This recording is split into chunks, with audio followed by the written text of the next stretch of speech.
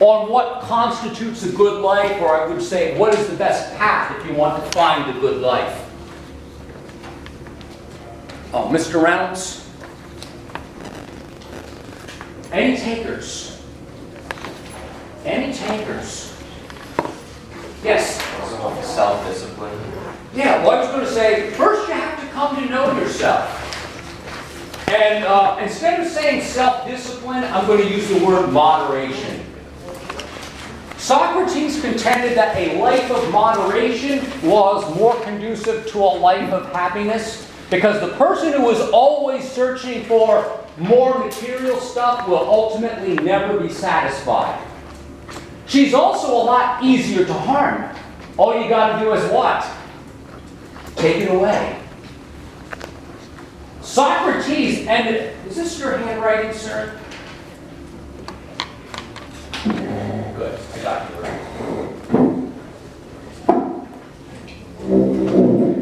In a way, if you are a person who has few and simple needs, as Socrates did, how could you really hurt him? What couldn't even hurt him? Death. He ultimately wasn't even afraid of death. Now, a couple of other things since you asked. Keep in mind that Socrates did not have a foul view of human nature. By that, I mean, he believed that human beings who did bad were not quote-unquote intentionally evil people. They were basically people who were ignorant of the true good. Did that give you yours back? Oh, it did. Because it's not here. So ultimately, the person who is an evildoer isn't evil per se, but is merely ignorant of the good.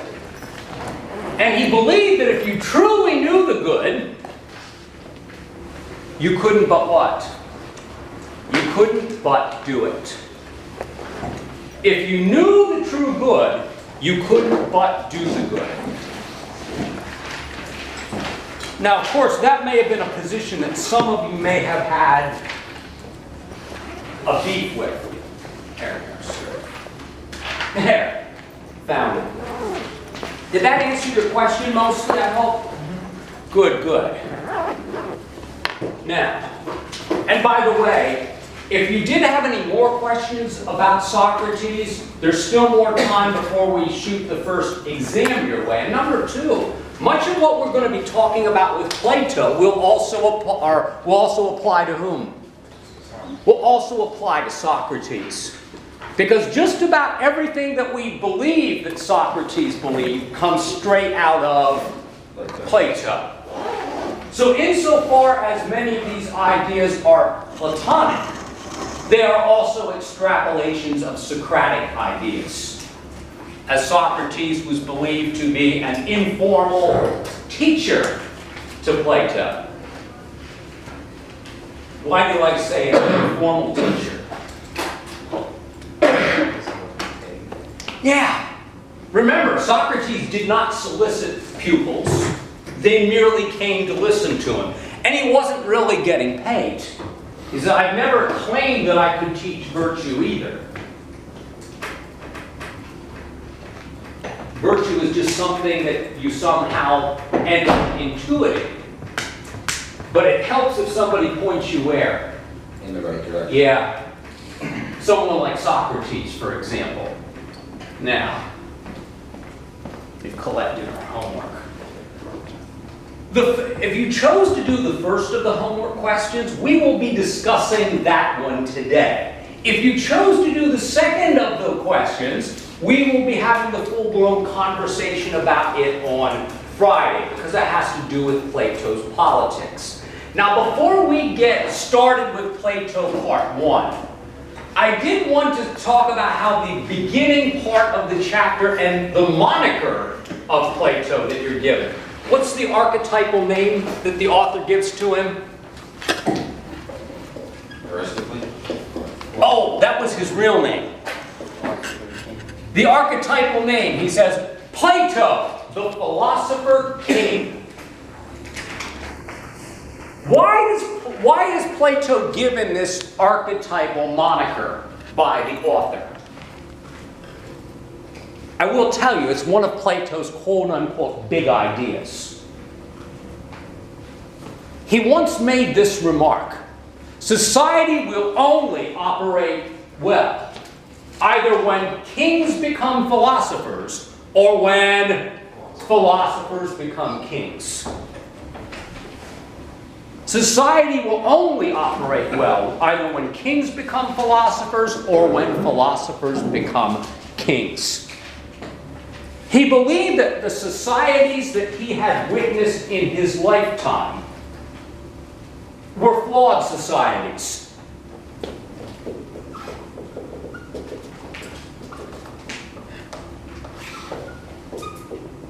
A good society demands, and you'll see this word come up more on Friday, but a good society demands what we will be calling functional order. The author does not lay out these words in any systematic sense, but I want you to know them now. What are the three classical political structures?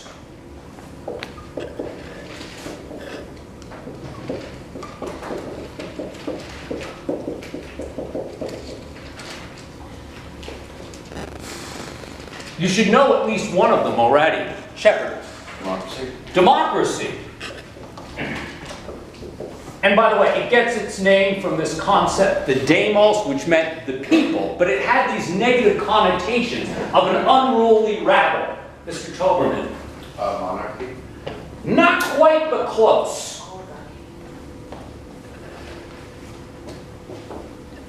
Tyranny, yeah. Ruled by one individual with absolute power. By the way, Plato believed that the soul of the tyrant was the darkest of all possible souls, because the tyrant seeks power for its own sake. I heard someone say, yeah, nicely put. The other one is oligarchy. Oligarchy typically means ruled by a few. And those few are typically those who are from quote-unquote high-born families. So oligarchy is ruled by a few. These were the three classical political structures. Plato believed all of them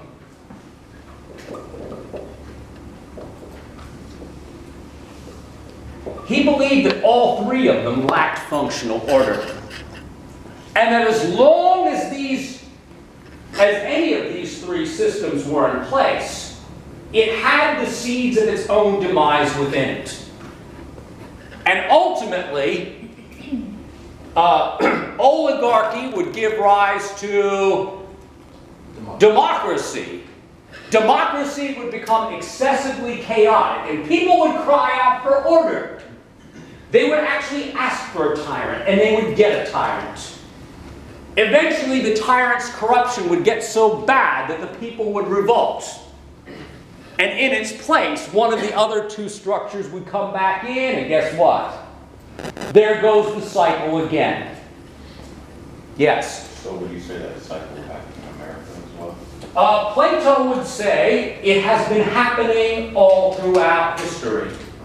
As a matter of fact, if Plato, one of our friends, our compadres, in his homework, applied this not just to America past, but contemporary America. Perhaps we are seeing this right now. A lot of our friends who talk, democracy, democracy, they actually would like a tyrant who makes the trains run on time and makes sure that any of the undesirables are smacked down. And by the way, you'll notice that who do these people believe are not the undesirables? Themselves. They believe it's everybody who doesn't look like them or hold their beliefs. And ironically, these people are the ones who believe that they are the advocates of free speech. Of course, they only want free speech for whom? Themselves. Yeah, for themselves. And by the way, such people don't really believe in free speech. But the irony is lost on them. But yeah, Plato would say this is why we have such chaos. He says democracy is fundamentally flawed. And this is where that little election day scenario comes in, the beginning of the chapter. Now, of course, I think the author's a little bit wrong with this example, because most Americans who are eligible to vote, what? Don't vote anyway. Many of the people who do vote with their gut rather than with their brain. And the other thing that tickles me is many of the people who call other people low information voters are actually what? Yeah, they are low information voters themselves. Most people stick with a team and they stay with the team for their entire life. And by the way, I look at political party type thinking in terms of teams. It doesn't matter who's wearing the uniform, we'll vote for them, as long as there's an R behind their name or a D behind their name. And of course, Plato would say, you get the democracy that you deserve. That's an insult, by the way. He says the people get the democracy that they deserve. They will get a leader who is just as wretched, thoughtless, and low as they are. He wouldn't have just said that in Donald Trump's America. He would have said that in America basically since it started. It's just that we get different versions of that. Does that make pretty good sense? We just get different versions of that. So one of the problems is you have the blind leading the blind. No insult to blind people there. It's just a metaphor. He says the only people who ought to rule society will have what virtue? Starts with a W. Wisdom. Yeah. He says until you have individuals with wisdom running society, you will have disorder. You will have chaos. The lunatics will be running the asylum, to use that cliche. Now, of course, these kind of wise leaders will be difficult to find. Because who would they have to look like? I want a specific person's name. Socrates. Socrates.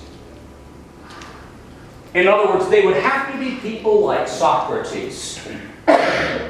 Now we come full circle, ladies and gentlemen. I'm going to skip the biographical stuff because you can read that in the textbook. That's not the meaty stuff that's challenging. What I want to talk about is the road to Socratic enlightenment.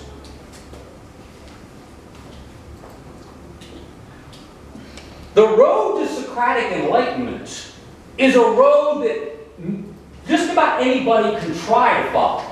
But very few people could what? Yeah, relatively few people could become enlightened. Plato believed, and I will admit rightly so, that some of us are incapable of Socratic enlightenment.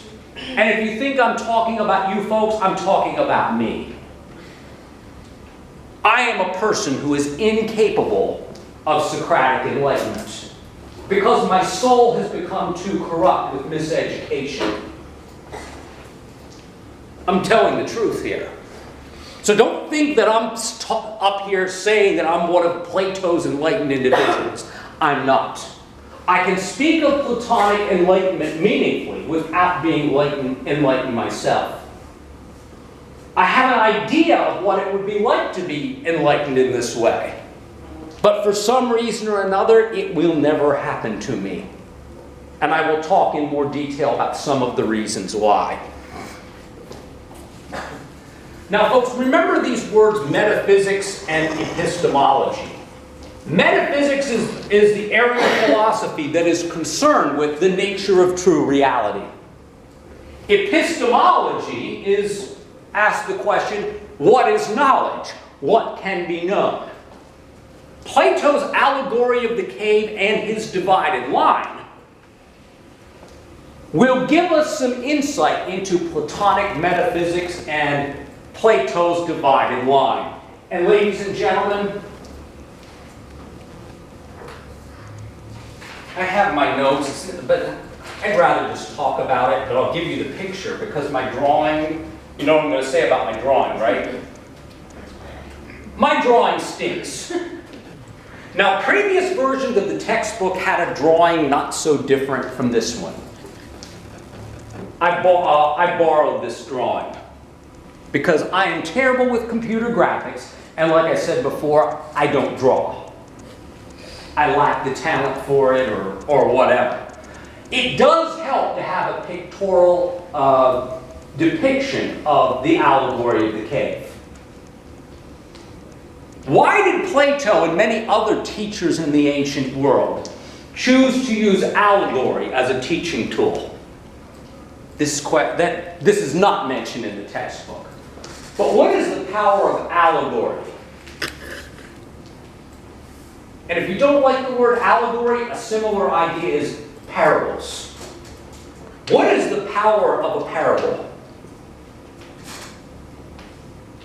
All the world's great religious and enlightenment traditions, wisdom traditions, have parable and allegory. Yes? It presents a complex idea in a really simplified format. Nicely put. Yeah. An allegory and parable will take something that might be very difficult or complex to understand and give it to us in a way that is easier to digest, in hopes of pointing us in the right direction. Because if we can understand complex ideas in simple terms, perhaps we will then be able to come to have a more sophisticated understanding of it. Now, in Plato's Republic, you might want to remember that name. The book that this is found in is Plato's Republic. In Plato's Republic, he first talks about this thing called the divided line. I'm going to talk about the allegory of the cave first. And this is because the allegory of the cave is what? It is a simpler way of conveying the complex ideas in the divided line. In the Republic, Socrates had given the diversion of the divided line first. And guess what he discovered? It went over everyone's head. Yeah, it went over just about everybody's head that he was trying to convey it to them. So he said, let's put it to you in this other way. He says, imagine this deep, dark cave. And all the way in the deepest recesses of the cave, there are slaves. He describes them, or prisoners is the word he uses. He describes them as prisoners. These prisoners are radically shackled. Their arms and their legs are in shackles. And they are also in one of these Iron Maiden type things, so they can't even move their heads and neck to look around. All they can see is the wall of the cave directly in front of them. Now Socrates poses this question with an obvious answer. Suppose they had been shackled like this all of their lives, and all they've ever seen is the wall of this cave. What will they think is reality? Yeah, well, that wall of the cave. And if I can use this cliche,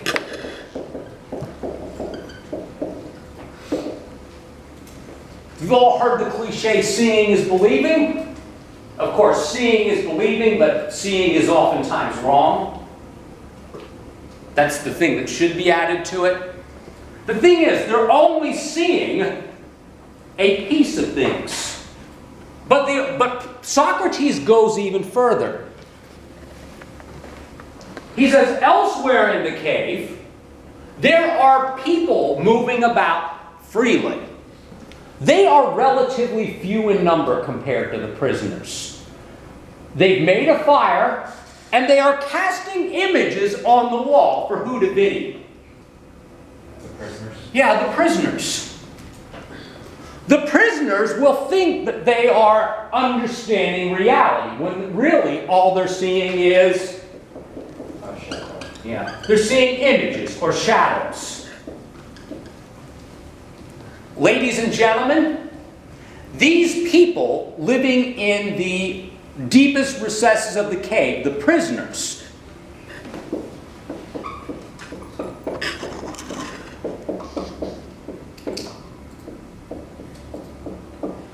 they are living at the lowest level of awareness. Notice I didn't say the lowest level of reality, because what they're saying isn't what? They're not seeing reality. They are seeing shadows.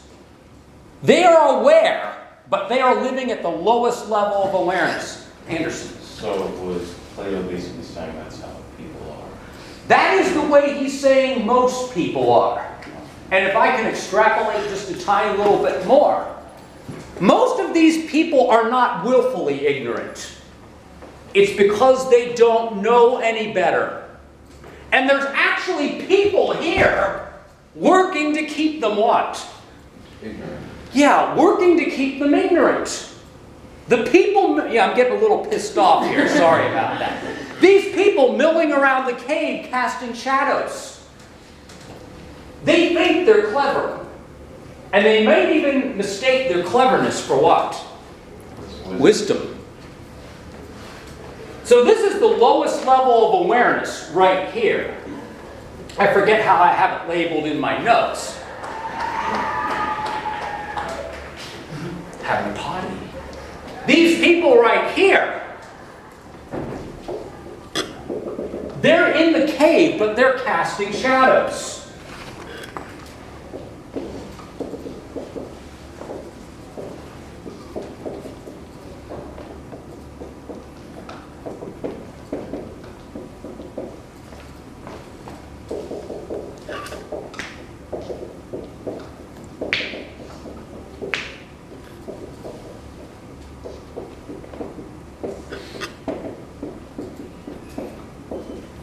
These folks who are casting the shadows, they think themselves clever, and that truth is whatever they can get others to accept.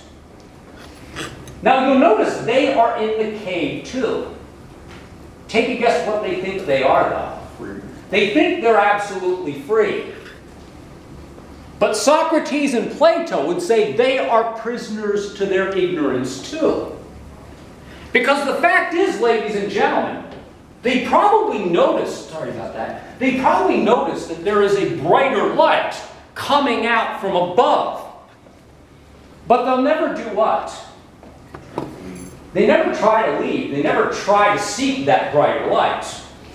And it's probably because they fancy themselves as kings of the cave. And you know what? They are kings of the cave.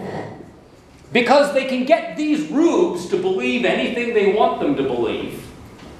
And by the way, you can rest assured that they think of the masses with that kind of contempt.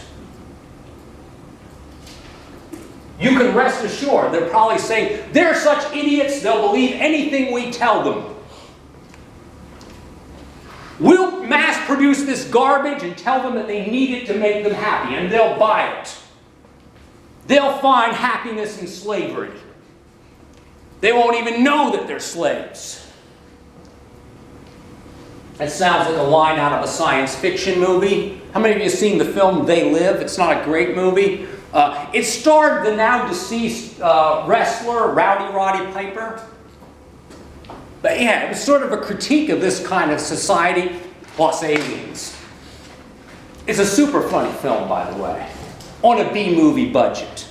But anyway, I only bring that up because it sort of illustrates the idea that it's quite possible for people to believe themselves happy when they're actually unhappy to the core.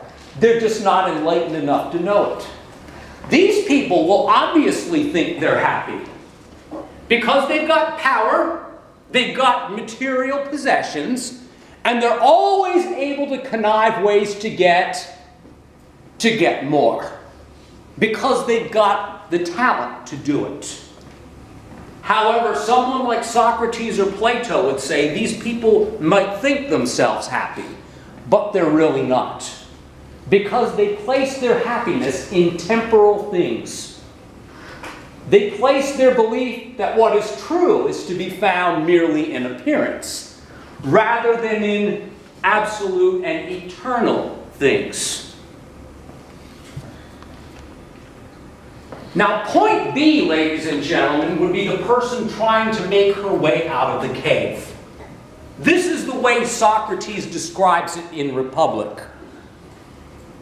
He says, suppose one of these prisoners were somehow to become unshackled. He doesn't explain how it happens. He just asks us to say, suppose one of these people becomes unshackled. She finally sees what?